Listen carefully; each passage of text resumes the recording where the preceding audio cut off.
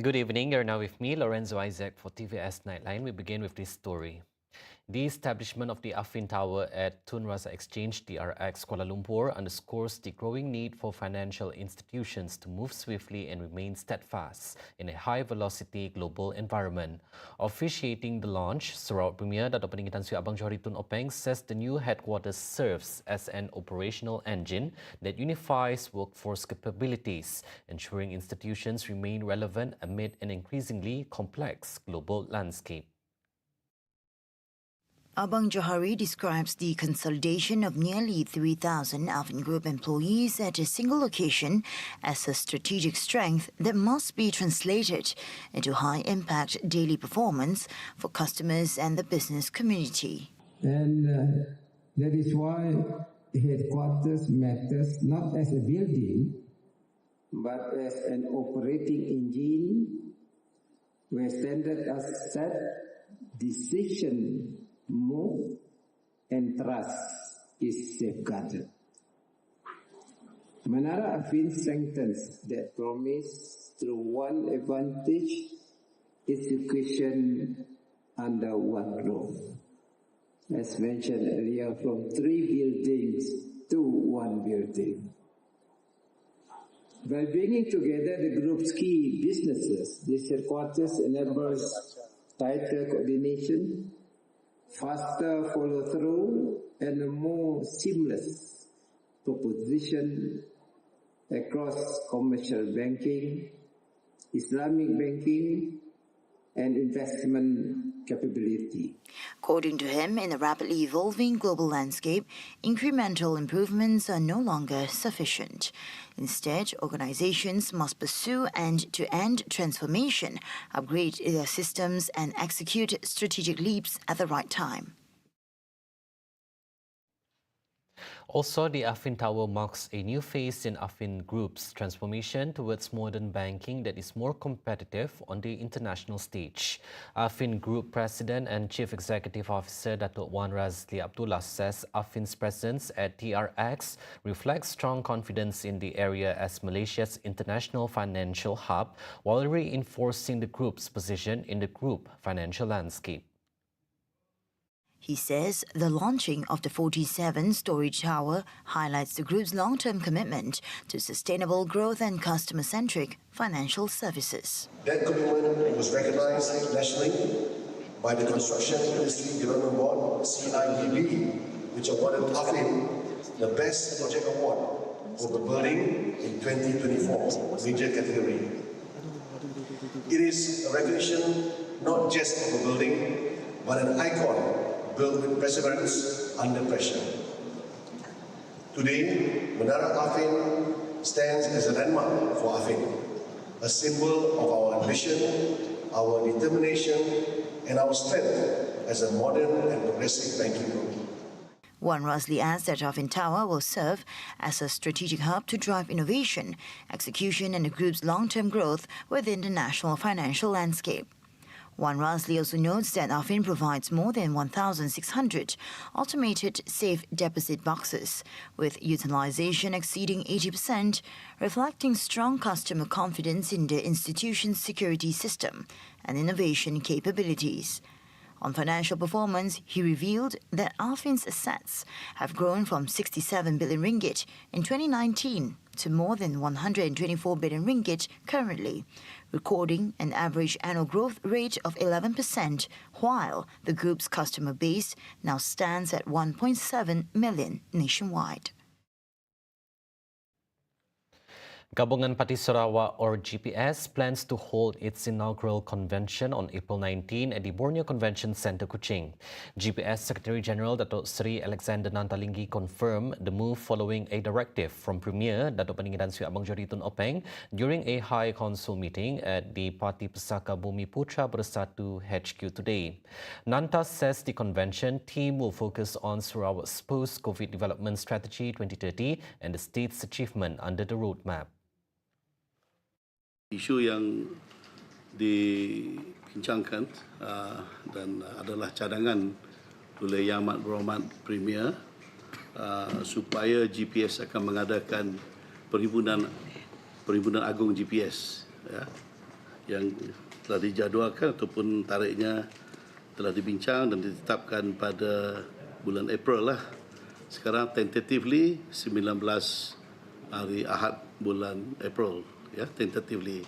Jadi sesungguhnya memang wakil-wakil akan dijemputlah daripada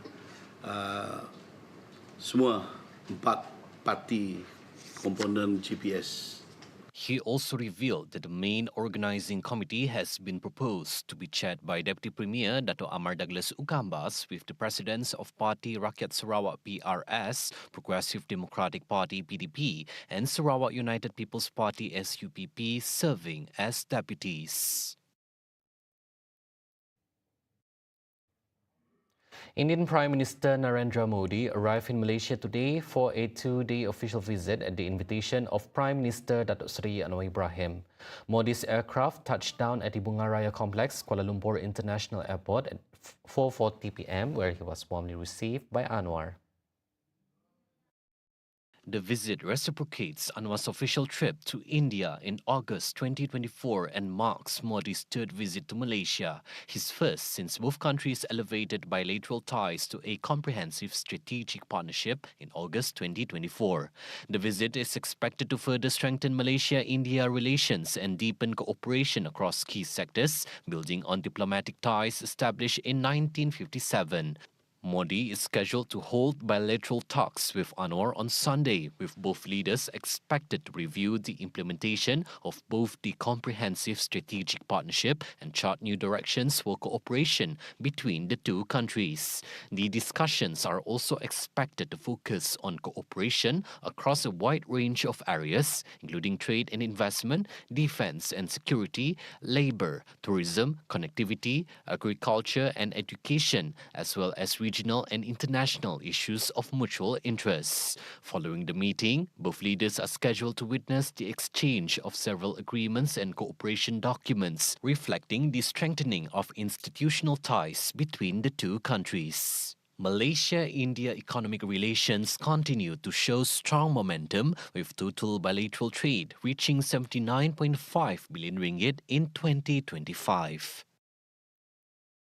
Protectionism has a long history in the United States, with tariffs and quotas affecting many trade partners, especially in Asia. Hence, deeper ASEAN integration is now vital to future growth, as rising protectionism poses a serious threat to the region's economic resilience. Southeast Asia is urged to double down on internal cooperation, ranging from seamless movement of people to stronger economic ties, to leverage its collective strength as one of the world's fastest growing region. TVS spoke to Professor Ian Goldin of the Oxford Martin School, who stresses that ASEAN's survival amid global uncertainty lies in deeper regional unity. Professor Goldin notes that global economic uncertainty, driven largely by shifting U.S. policies, makes market diversification essential for the region's long-term stability. On their commitment to open trade, to integrating with each other, capital movements, investment, people flows and other flows, facilitating movement through, for example, much more ease in passports and visa issuance. So the doubling down, what would be a disaster for ASEAN is to follow the US into a protectionist stance. It's the countries together are a big group, and of course there are many others in the region which are growing rapidly. India is going to be a very big dynamo. China, I believe, will continue to grow at 4-5%, which is, given its size, very significant. And it needs to, I think, deepen its ties with the European Union as well, and the Gulf and Middle East. So, turning to Sarawak, he highlights the state's strategic position to capitalize on this growth, but he says the government would need to heavily invest. For Sarawak, it has fantastic natural resources, it's well placed, and I think it needs to double down too on its commitment to integration with the region, to growth, investing in people. Skills become more and more important, investing in infrastructure, including AI, energy. It has great advantages, and it can take advantage, I think, of the fact that ASEAN has a very bright future. He's also urging the European Union to recalibrate its focus, stating that the center of global growth has shifted decisively towards Asia. Stronger trilateral ties between the EU, ASEAN, and Sarawak could unlock significant mutual economic gains in the years to come. I think the European Union needs to recognize that the days of the Atlantic are going down, that the future of global growth is in Asia, and that Europe's future increasingly will be hitched to its ability to benefit from trade flows with Asia, investment flows with Asia, integration more closely with the ASEAN economies, and rather than the unpredictability of the US economy.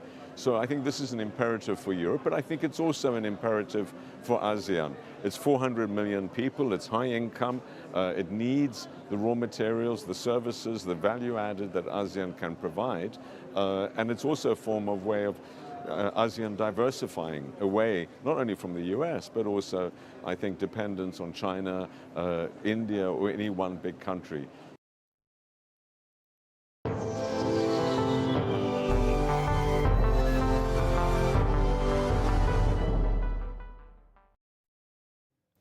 Apologies on the background news previously. Moving on to international news, a suicide blast claimed by the Islamic State group or Daesh at a Shiite mosque in Islamabad killed at least 31 people on Friday, with 169 more wounded. The blast occurred at Friday prayers at the Imam Bargah Kasar-i-Khadijatul Kubra Mosque in the Tarlai area on the city's outskirts. The death toll was expected to rise further. ISIS said one of its militants had targeted the congregation, detonating an explosive vest and inflicting a large number of deaths and injuries. Friday prayer goer Imran Mahmood said there was a gunfight between the bomber, a possible accomplice, and volunteer security personnel at the mosque. बंदा तो जख्मी हुआ है लेकिन हमारे बंदे ने दोबारा हिम्मत दिखाई है उसको पीछे से शूट किया जो उसके यहाँ पे फायर उसको टच हुआ है जिससे वो गिरा है. Several people, including children, were carried out in on stretchers or by their arms and legs into Pakistan Institute of Medical Sciences Hospital. Medics and bystanders helped unload victims with blood-soaked clothes from the back of ambulances and vehicles. At least one casualty arrived in the boot of a car. यहाँ जो आज खून गिरा है, जो लाशें गिरी हैं, वो किसी मसलक की नहीं बल्कि पाकिस्तान के बच्चे गए, पाकिस्तान के जवान गए, पाकिस्तान के बूढ़े गए हैं. उनकी जेब में जो शनाख्ती कार्ड था वो पाकिस्तान का था. हम सारे पाकिस्तानी हैं. Prime Minister Shehbaz Sharif vowed that those behind the blast would be found and brought to justice. Friday's attack was the deadliest in the Pakistani capital since September 2008, when 60 people were killed in a suicide truck bomb blast that destroyed part of the five-star Marriott Hotel. Ukrainian President Volodymyr Zelensky says the US is pushing for an end to the Ukraine-Russia war by June and has offered to bring both sides to the table next week. Despite renewed diplomacy by the Trump administration, including talks in Abu Dhabi, negotiations are still deadlocked over territory. Zelensky says the US has proposed for the first time that the two negotiating teams meet in the US, possibly in Miami, in a week's time. Russia, which occupies around 20% of Ukraine, is pushing for full control of its neighbor's eastern Donetsk region as part of a deal. But Ukraine says it will not sign an agreement that fails to deter Russia from invading again. The two sides have also failed to reach common understanding on the issue of control over Ukraine's Zaporizhzhia nuclear power plant, occupied by Moscow since 2022.